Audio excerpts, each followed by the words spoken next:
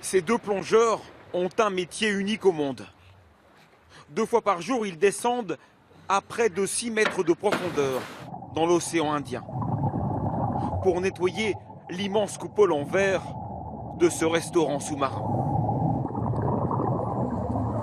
Grâce à eux, les clients vont pouvoir profiter parfaitement de cet aquarium inversé. Nous sommes dans un des plus luxueux hôtels des Maldives.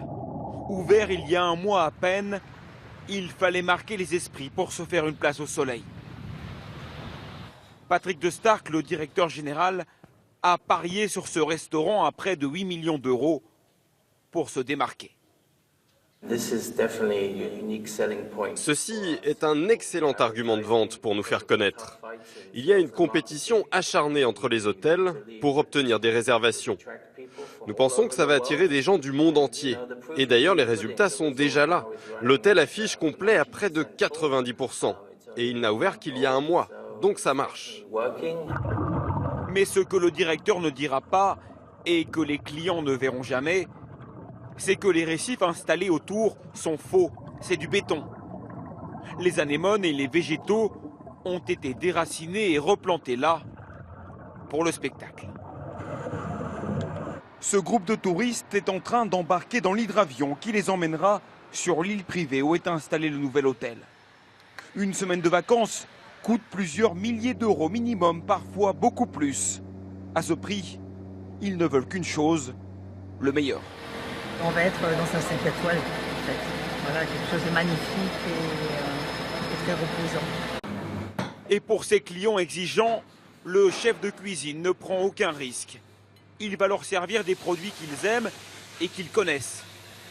En entrée aujourd'hui, des coquilles Saint-Jacques, venues d'Écosse à 9000 km et importées spécialement par l'hôtel. Ici, on ne doit pas s'inquiéter du prix des marchandises. Personne ne me demande d'acheter le moins cher. Je peux dépenser de l'argent et acheter les coquilles Saint-Jacques entières, aucun problème. Il ne se soucie ni du prix, ni de l'impact environnemental. Et c'est comme ça pour tous les produits utilisés. Le directeur des achats le confirme. L'empreinte carbone, c'est compliqué, à cause de la logistique pour tout apporter par avion et bateau. C'est la dernière de nos priorités. Toutes ces marchandises transitent par l'unique aéroport des Maldives, transformé en immense marché de luxe. Cet importateur vient de recevoir un cargo venu de France.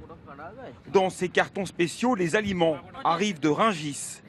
Ici, du homard. Tout est importé, y compris le poisson, que l'on trouve pourtant en grande quantité juste ici, dans l'océan Indien. Là-bas, ils nettoient et emballent joliment les produits qu'ils envoient. Donc tout ça, ce n'est qu'une question d'emballage. Emballage et contrôle qualité aussi. Si vous achetez sur le marché local, ici, vous achetez en vrac. Il y aura du déchet. Mais l'import, ce n'est pas comme ça. Tout est parfait. Et c'est ce qu'ils cherchent. Absolument. Donc les touristes qui visitent les Maldives, ils mangent des produits français. Eh oui. C'est un peu fou, non? Oui, ça y ressemble.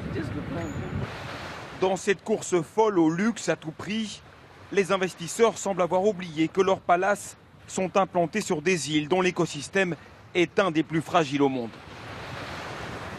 Au niveau énergie, il y a bien des panneaux solaires qui sont installés et mis en évidence sur certaines îles et pourtant, ceux-ci ne fournissent qu'une très petite quantité d'électricité.